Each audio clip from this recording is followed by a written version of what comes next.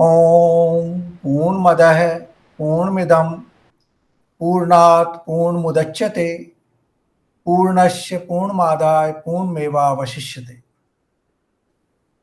So welcome to our Saturday morning session, and today we have extended family. So warm welcome to all those who are joining us for the first time.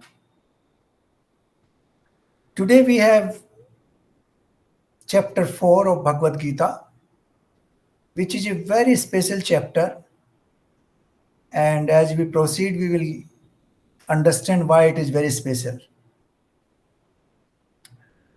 This is the chapter in which for the first time Lord Krishna reveals his true identity as avatar, and that too to Arjun. So it has a very special relevance in not only in India's history but also in the history of mankind.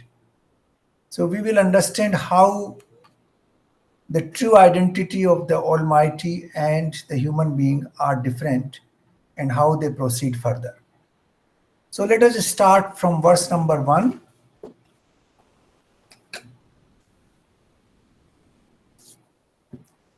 अथ चतुर्थो अध्याय. श्री भगवान बोले, मैंने इस अविनाशी योग को सूर्य के लिए कहा था. सूर्य ने अपने पुत्र वैवस्वत मनु को कहा और मनु ने अपने पुत्र राजा इक्ष्वाकु से कहा. Now there are two things here. The first is that this Avinashi Yoga, which he is talking about, which he explained in chapter 2 and 3, is not something new, because it is Avinashi. It is never going to be destroyed. It is never destroyed. It existed, it exists, and it will exist for all the time to come.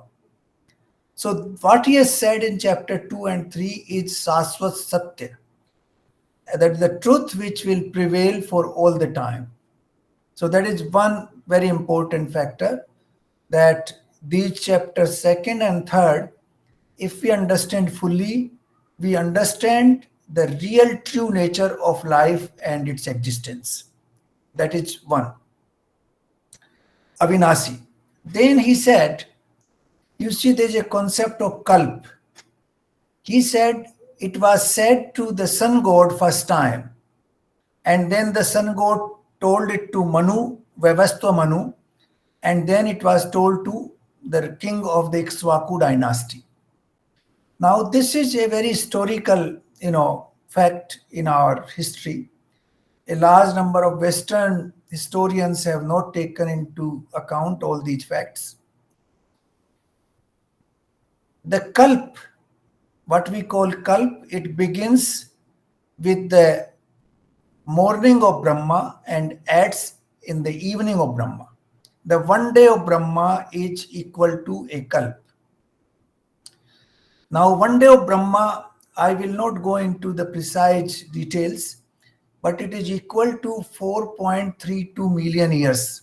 4.32 billion years. 4.32 kharab वर्ष. That is the length of a day of Brahma. And in the beginning of that kalp, Lord Krishna says, I told it to the sun god. Now this is another question. People say, how can you tell it to the sun god? Sun god is not conscious. But this is not true. Sun god has its own consciousness. It is not only that, it's also symbolic of enlightenment. Whenever the sun rises, the life begins. Because with the sun, the day begins, the night ends, the darkness comes to an end, and enlightenment begins. We start with our life. As soon as the sun sets, our life comes to an end. We take rest. So the sun is also the symbol of beginning of life, and sunset is the symbol of, end of life. This is a daily process which happens. This is also enlightenment, but without sun, you cannot see anything. Today you can say, okay, because of the electricity light, but electricity light also comes primarily from the sunlight. Sun is the source of all lights, whether it is the hydel power or whether it is thermal power or whether it is solar power. The source is all in the sun. So the sun is symbol of enlightenment. Sun is symbol of the beginning of life. Sun is symbol of knowledge, because without light you don't have knowledge. In the night when you go around, you don't even recognize the trees and the buildings and any other thing which is existing here. That knowledge comes to us with the rise of the sun. So this is what Krishna revealed here, that this knowledge was first given to, now there are two words here, Vivastve. Vivastve is the another name of the sun.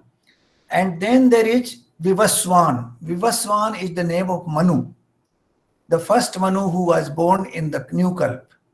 So Vivaswan is the son of sun god. That's how it is. So it was first revealed to the sun god, this knowledge. Then he revealed it to his son, that is Vivaswan Manu. And then Ikshvaku dynasty starts. Now Lord Rama comes from Ikshvaku dynasty. Harishchandra comes from Ikshvaku dynasty. There's a long lineage. There are thousands of kings who have come into that Ikshvaku dynasty, which is also called Sun dynasty. Surya, Vans.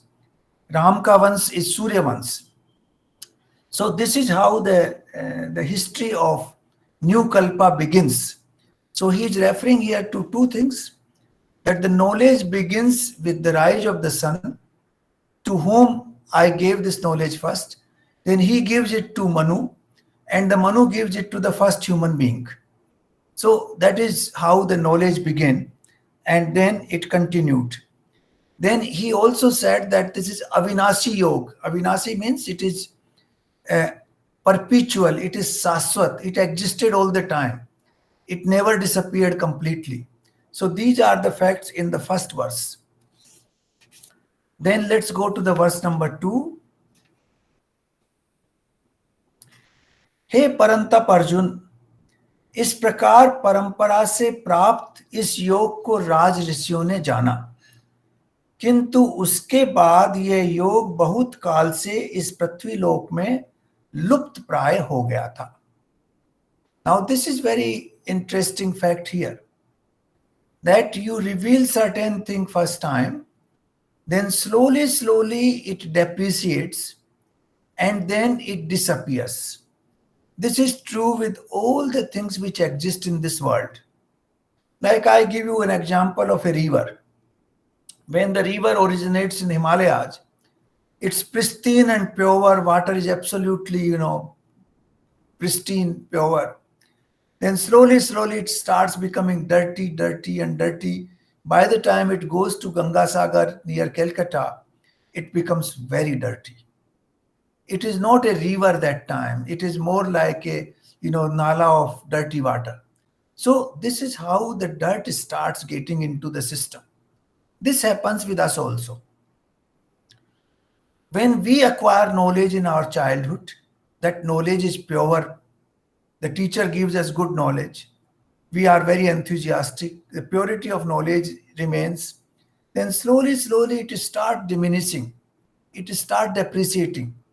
And with age, it becomes, I will say more and more dumil. It's no more that pure. The purity starts decreasing of that knowledge, unless you keep purifying it yourself. So that purity is decreasing everywhere. Even our body, it's very energetic in childhood. It becomes very more energetic even later, and then slowly the decline starts. And in the old age, it becomes very poor. We are not able to, even use our sense organs properly. The same thing applies to all organizations we see in the world. You would have seen many organizations which were very, very strong at some stage. Like, for example, Nokia. It was very strong organization. Then the decline started and practically it disappeared later on. So this is a process which starts with purity, then maintains that purity for a while, and then slowly impurities start coming in and the decline starts. So this is what he said here, that this yoga which was told to Manu and then to the kings of Ikshvaku dynasty, Raj Rishio ne usko jana, all the great Maharshis, Rishis who worked with the kings, they understood it very properly. But slowly, like everything else, the decline starts. The decline started and then it depreciated to an extent that people were not even able to understand the real meaning of yoga. This is what is happening even today. That people, when you talk to people today, they sometimes, some people even laugh at you when you talk about pure knowledge, when you talk about nirvana, when you talk about moksha, when you talk about meditation, when you talk about purity of your thinking. Some people laugh, oh, you have to live in this world, you can't live like this, you know you have to flow with the water. That kind of thinking is given to us. Some people don't even listen to us. So this is how the knowledge starts becoming less and less pure. It starts getting diluted with time. And that is what he says, that after a while, the knowledge started getting diluted and it was almost at the fag end of it. This is also the concept of yuga. If you look at Satyug, Satyug is almost 100% pure. Then Treta, it is 3/4 pure, 1/4 is diluted already. Lot of crimes and impurities come into that in one third. And then Dwapar, that is half pure, 50% diluted. 50% people are good, 50% people are not good. And then comes Kali Yuga, where 3/4 people are not good and 1/4 are good. So this is the process which applies everywhere in life. And this is what Krishna is saying, that the knowledge which I gave in the beginning of the Kalp has got diluted so much that it is almost disappearing. And I'm telling you again. Now, this is also an indication that by that time, the Kali Yuga had already set in. Actually, the end of Mahabharata war, the Kali Yuga begins. So this is also an indication that Kali Yuga was already in the process and was about to start. And that is why the knowledge, the pure knowledge, the purity, and the pavitrata, that was disappearing slowly, and getting very diluted. Now, in the next verse, why he revealed it to Krishna, to Arjuna, he says that तू मेरा भक्त और प्रिय सखा है, भक्त और प्रिय सखा है, इसलिए वही यह पुरातन योग आज मैंने तुझे कहा है, क्योंकि ये बड़ा और उत्तम रहस्य का योग है, इसके ऊपर विचार करना बहुत जरूरी है. ये गुप्त रखने के योग्य है और इस पर विचार करना जरूरी है. Now, why he revealed it to him? He has said it very clearly that two reasons. That bhakt ho. Pehla, the first word he says, tu mera bhakt hai, because he is totally dedicated to Krishna.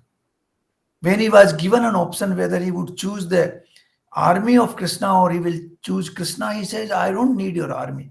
I need you only. And you will come with me in the war as my Sarthi. So he is a bhakt, though he is also relative of Krishna, but he is dedicated to Krishna totally. So first word he said, you are mera bhakt. So it shows that the Lord can reveal the real truth, the truth of our existence to the bhakt, to the person who is dedicated to him. Earlier also, Lord Krishna has said in verse in chapter 3 that जो मेरे को जैसा भजता है मैं भी उसको वैसा ही भजता हूं. That is the wording he has used. That is, if you are bhakt to him, the God becomes bhakt to you. It's a reciprocity. It's like when you love a child, the child loves you. The reciprocity comes in. Exactly the same relationship with the Almighty, with the God. So he says that these are the two reasons. Secondly, Priya Sakha, that you are also a good friend of mine. So you are my Bhakt and also a good friend. Now, normally a good friend will not become your Bhakt. Normally. Because the friends are at equal level. Normally. They feel that, we are equal. But here there is a very special relationship. That is Bhakt as well as a friend. And this is the combination. That is why he retold this entire yoga to Arjuna. This is what he is explaining here. Or then he says that this is full of mysteries. It has to be preserved properly and it has to be understood properly. Now, this is very important thing. This yoga which he has revealed in chapter 2 and 3 has to be understood properly. It is full of mysteries and it has to be preserved properly. These are the three things which he has suggested to him.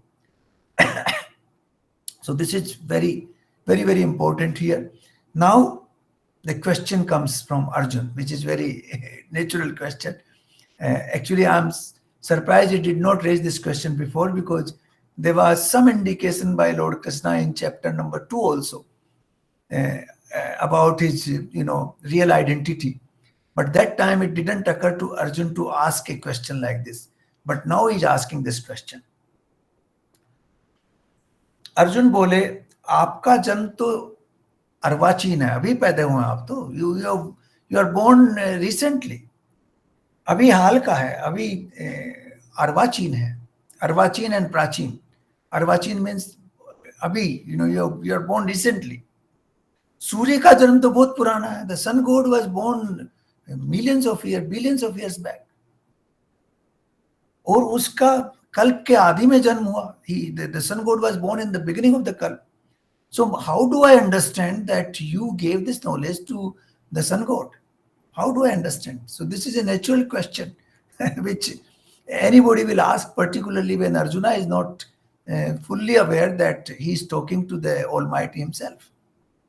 He never thought that he was the Almighty. Though he was devotee, he was obedient, he was a good friend, but he never thought that he was also the Almighty. So this is how this question arises from him. It is a natural curiosity that if you have given this knowledge to the sun god, how do I know that you were, born that time and you gave this knowledge that time? And now the Krishna reveals his true identity here. The previous is the background, but now he reveals his identity. Shri भगवान बोले, हे परंतप अर्जुन, मेरे और तेरे बहुत से जन्म पहले हो चुके हैं. उन सबको तू नहीं जानता, मैं जानता हूं. बहुने वेतातीन जन्मानि तव चार्जुन. अर्जुन, तेरे और मेरे बहुत से जन्म पहले हो चुके हैं. Now this is something which is being revealed for the first time. Though he has referred in chapter 2 that आत्मा जो है अमर है, अजर है, वो न कभी मरता है न कभी जन्म लेता है. It is, all the time in existence. It is not destroyed by fire. It is not made wet by water. It cannot be dried by air.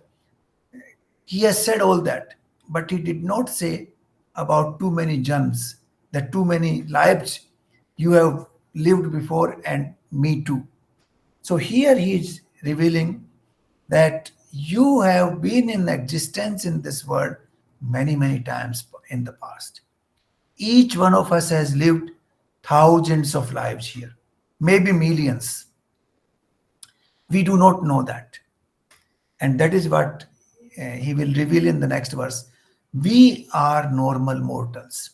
So let's go to verse number 6 and then we'll analyze these two together. मैं अजन्मा और अविनाशी स्वरूप होते हुए भी तथा समस्त प्राणियों का ईश्वर होते हुए भी अपनी प्रकृति को अधीन करके अपनी योग माया से प्रकट होता हूं. Now, this is a very fascinating explanation, which a lot of people do not believe. In the Western philosophy, large number of people do not believe, but this is the truth.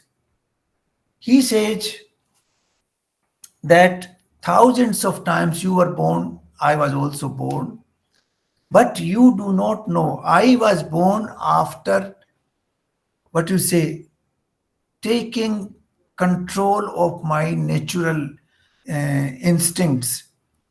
There are two words here in Sanskrit. They are called Mayadhis and Mayatit. Now, we are under the control of Maya. We are Adhin. हम माया के अधीन हैं. So we do not, we are Prakriti. प्रकृति के अधीन हैं हम.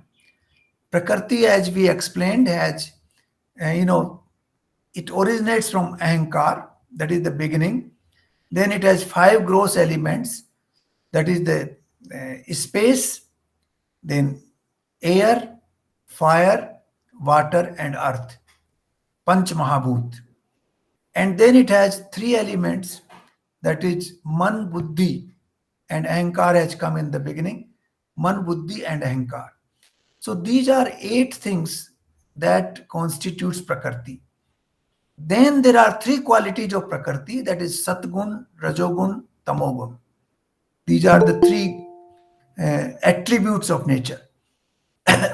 So he says, मैं अपनी योग माया को से प्रकट हुआ हूं, प्रकृति को अधीन करके. I was able to subdue my nature, and I appeared, in a special way. Now, I'll explain this in little detail. In this world, there are 3 kinds of normal birth. First birth is the normal human being like all of us. We are born as a result of our karma. Depending on what we did in our past life, we are born. So this is the karmic result in which most of the people are born. They live in a normal life and then they die in the normal life. Then there is a person called Mahapurus. Mahapurus are born as a result of their efforts in the past lives. They have acquired certain special qualities and a higher consciousness. And because of that, they are born as Mahapurus. Like Adi Shankaracharya. When he was 4 or 6 years old, he was able to recite all the Vedas. He died at the age of 31 or 32. By that time, he had traveled whole of India. He had set up 4 mathas, one in the north, one in the south, one in the east, and one in the west.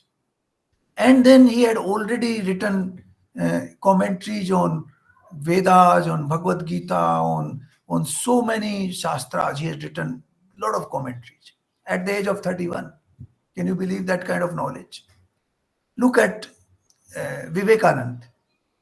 He died at the age of 32 or 33. By that time, he had already, written so many things and spoken so many. His knowledge was vast. Even if you look in the Western world, look at Mozart, for example. At the age of 6, he was able to compose wonderful music. Wonderful music. He died at very early age, 32, 33, same. But he was able to compose thousands and thousands of musical notes. So these are called Mahapurus. Mahapurus means those people have special qualities. It does not mean that they should have from birth. Some of these qualities are also triggered in their lifetime at later stage. Like Goswami Tulsidas. Now Tulsidas was highly, sensual, and he was all the time desiring for his wife. And one day, it was raining heavily. His wife has gone to his mother's place, and he just wanted to go and grab her. So he swam the river. People believe that he didn't know how to swim, so he swam on a log. He thought he was on the log, but he was on a dead body. and he crossed the river, and then he went up to the house holding a snake. He thought it was a rope, and then he reached the house of his wife. And then wife told him, if you have so much dedication towards me, why don't you have that dedication to Ram? And that transformed his life completely. After that, he left all his desires and he became a greatest devotee of Ram. So sometimes these things are triggered at later stage. Like Buddha, it was triggered at a later stage, though he had a curiosity in young age, but the whole thing was triggered later on. So it can happen in variety of forms. It can happen from childhood, it can happen later on. So these are the Mahapurus who have very high level of consciousness. That consciousness can be visible from the birth itself. It can be triggered by certain events in life, and then they display that higher consciousness and those qualities. So those are the Mahapurus, but they are not the Almighty. Then Avatar, the third stage. Avatar is very different. Avatar is the one where all the qualities of the Almighty are reflected. And in that sense, the Hindus believe, and I think I believe, that Krishna is the true avatar of the Almighty, not even Rama. Rama was more like a Mahapurush. He was Maryada Purushottam. He did not display all the qualities which can exist in human being. But Krishna displayed. Krishna could sing songs and live with the cows and with gwalins and, go and do all kinds of tricks. And then he can also be extremely serious and kill the Kans, and then he can be a diplomat in the war, and he can be an advisor in the war, and he could perform all kinds of activities. All qualities were displayed by Krishna in his lifetime. So that is a combination which means you are Poon. That's why we say Poon Madha, Poon Midam. The Almighty is Poon in every respect. Poon means he has all the qualities. No quality is missing. Now you cannot compare Ram and Krishna in that sense. Ram is highly idealistic life. You cannot imagine Ram dancing with gwalins and singing bansuri. It's not possible. But Krishna did that.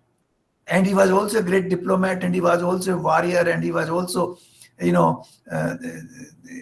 very powerful man who even set up cities like Dwarka.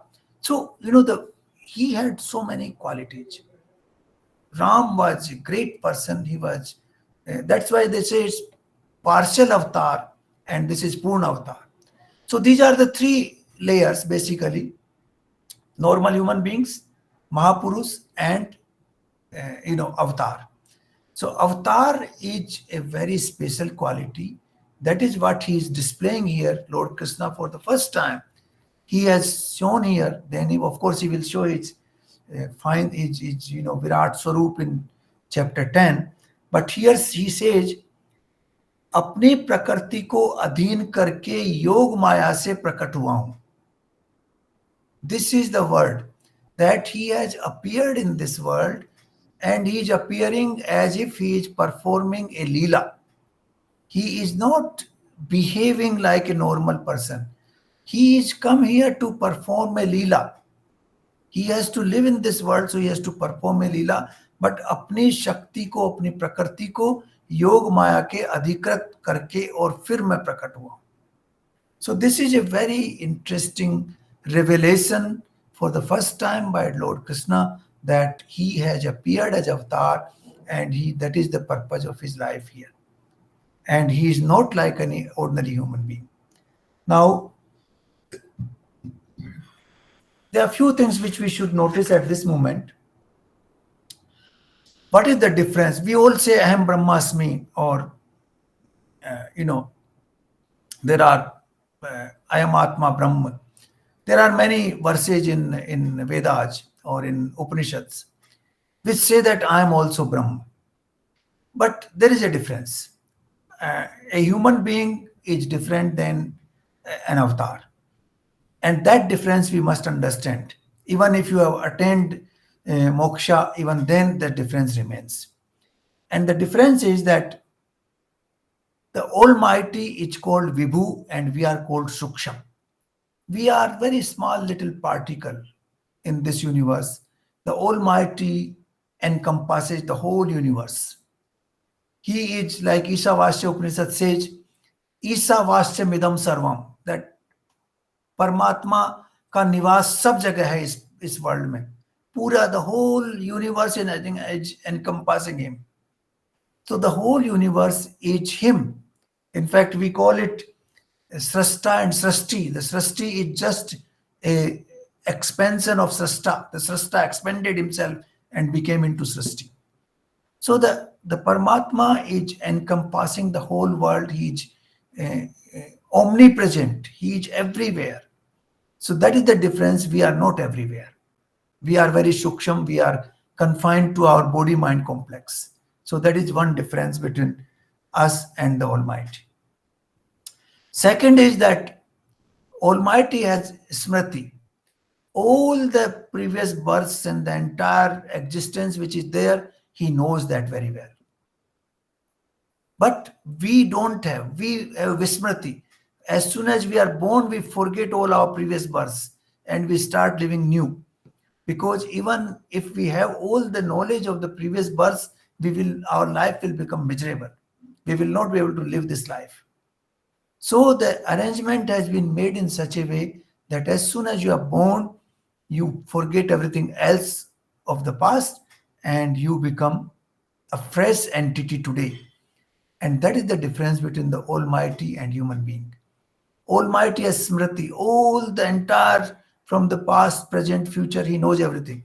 But we only know since our birth, and that too after 2-3 years of our birth. Because the first 2-3 years, we don't remember, most of us don't remember anything about that period. The earliest remembrance we have is after 3 years or 2.5 years of our birth. So this is the other difference. One is Vibhu and Suksham. The second is Smriti and Vismriti. Then there's a Leela and Jivan. We are treating this as life. The Almighty treats it as Leela. He is like acting in a theater. But we are actually, believe that we are the player here. So we think that we are the player in this universe, but he thinks he just come here as an observer to, as participate in a theater. Once the theater is over, he is gone. That's it. So that is another important difference. Then there's another difference is Niskarm and Karm. When we do certain things, we reap the harvest of karma. We reap that karma and we have to pay for those karma, or we have to, either pay or whatever, return, paap or punya jo bhi milta hai. So if you are earning punya, then you take the good results out of it. If you are earning paap, then you get the bad results out of it. But you have to live that life. So your karma are there unless you become, as he explained in chapter 3, you become kartales, that I am not the doer. Karta, I am not the karta. Then only it is possible. And he is all the time niskriya. Whatever he does as a leela. He does as an actor in the theater. He does not get involved into the process. So there's a difference between the Almighty and normal human being. Even if the normal human being attains samadhi, even then he is not Paramatma. He is not avatar. He is normal human being, but an elevated soul. And in the next birth, he will be Mahapurus. And maybe once he is dissolved with the Almighty completely, Nirvana, then he will become part of the Almighty. But there's a difference there. That is why we have difference between Atma and Paramatma. Paramatma is everywhere. Atma is only here. And that is why this Atma is also called Jivatma, because it is trapped in this Jiv. In this body-mind complex, it is trapped. So it is Jivatma, Atma becomes Jivatma and it becomes Bhokta. Because whatever karma we do, it has to take the good or bad outcome of those karma. So it becomes bhokta. So this is the primary difference between avatar and human being and Mahapurus. So I thought we will cover this. We are under the control of Maya, and he is the controller of Maya. He controls everything, and we are under the control of Maya. That is the difference. And here he says, Prakriti ko adhin karke main prakat hota hu. Now the next verse. हे भारत, जब जब धर्म की हानि और अधर्म की वृद्धि होती है, तब तब ही मैं अपने रूप को रचता हूं, अर्थात साकार रूप में लोगों के सम्मुख प्रकट होता हूं. यदा यदा हि धर्मस्य ग्लानिर्भवति Bharat, अभ्युत्थानम अधर्मस्य तदात्मनं सृज्याम्यहम्. Then let's take the next verse because they are correlated. परित्राणाय साधूनां विनाशाय च दुष्कृतां धर्म संस्थापनार्थाय संभवामि युगे युगे. साधु पुरुषों का उद्धार करने के लिए, पाप कर्म करने वालों का विनाश करने के लिए और धर्म की पुनः स्थापना करने के लिए मैं युग युग में प्रकट होता हूं. Now these two verses are fantastic. I think many people take a lot of interest in these verses. These verses are very well read. So here he says the same continuous on that he has appeared in a special avatar form in this world, and why he has appeared is explained here. That मैं युग युग में appear होता हूं. क्यों? Because I need to destroy the evil, I need to preserve the good and re-establish the order in this world. Now this is a fight. Good and bad have always been in existence here. The quantity differs, the quality differs. In Satyug, there is practically no evil, but it does not mean that it has completely disappeared, because the thing which does not exist cannot exist at all. They cannot come into existence. So it exists, but it remains what we call avyakt, non-manifested in Satyug. In Tretayug, it appears 1/3 is already manifested. Remaining 2/3 is non-manifested. So vyakt or avyakt. So it actually remains in avyakt form in Satyug. It appears 1/3 in the Tretayug, 1/2 in Dwapar, and 3/4 in Kalyug. So here he says that he has to come back in every age, every era. Yug, we have understood Yug is basically Kalp, that is one day of Brahma, which is equal to 4.32 billion years. I can give you the precise calculation of that. There are 1,000 cycles of 4 yugas. The lowest duration of the yuga is 432. That is 432,000 years.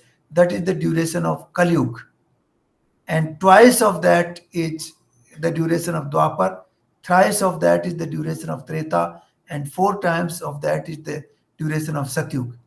So the total duration of one cycle of 4 yuga is 10 times that of Kali Yuga.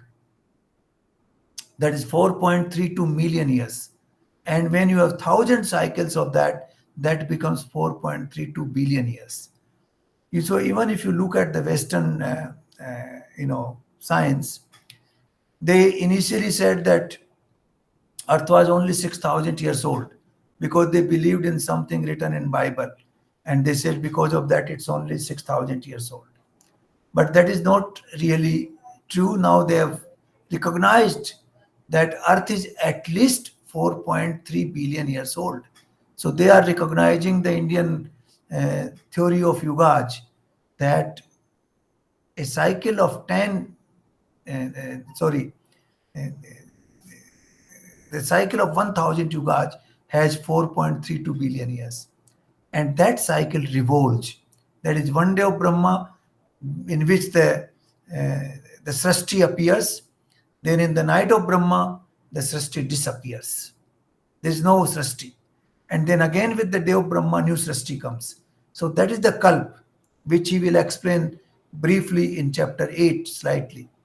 But it has been explained in great detail in other scriptures, particularly Bhagavad Puran. Complete, details have been given in Bhagavad Puran how the kalpas are calculated. Even people like Aryabhatta has talked about kalpas and yugas. So these are very scientific explanation of time, scientific explanation of the cycle of this srishti. So this is what he has explained here, that I have to come back and back in order to destroy the evil, in order to preserve the good, to re-establish the order in this world, I have to come again and again. In fact, in Bhagavad Puran, they say that they already predicted the birth of Buddha that time. It's written very clearly there that Buddha will be born. And then they talk about Kalika avatar, that is going to be the avatar in Kali Yuga of the Almighty. So this is how the theory of avatars come. The theory of avatar is not entirely based on human imagination. It is based on the factual analysis of life in this planet. We can already see ordinary human beings. We can, even in the ordinary human beings, you can see people who are living a very miserable life. They are like going into adogati. They are suffering because of their past karmas. Then the people who are in the middle, the people who are in very high positions. So these are already the depiction of their karmas. So that is the human, normal human life. Then we have this Mahapurus who are born once in thousands of years. And those Mahapurus have special qualities because they have elevated souls. They have worked for elevation of their soul for several lives. And because of that, they have become Mahapurus now. As you know, some of those people who are working in that direction will become Mahapurus later on, and then finally they will attain moksha.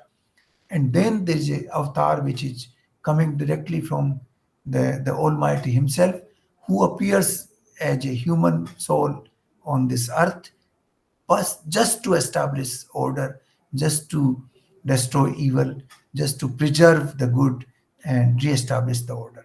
So this is what I think we will conclude here today. Verse number 8, 1 to 8. Just to recapture, Krishna reveals his real identity for the first time. He tells that he knows all the previous births. He revealed this knowledge of yoga, which is in chapter 2 and 3, to the sun god in the beginning of Kalp, and then it came down. Then there's a law of depreciation. Things start deteriorating over time, though things cannot be destroyed completely because nothing can be destroyed in this world, nothing can be created. They only go into what we call a manifested state and non-manifested state, what we call, vyakt and avyakt. So that cycle continues. And then he explains to the Arjuna that I have appeared here after taking control of my natural propensities, which are given by the nature. So I am not appearing like a human being.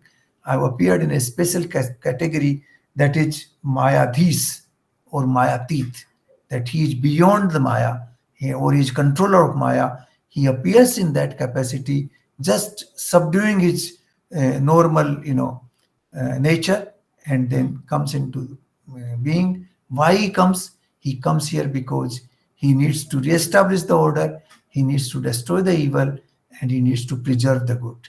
So this is what Krishna has said from verse number 1 to 8 of chapter 4. So this chapter has a very special significance because it is the chapter where we understand the difference between avatar and ordinary human being, and how we can elevate ourselves to the level of Mahapurus, and how we can finally merge into the Almighty to become, to attain moksha. So this is where we will end.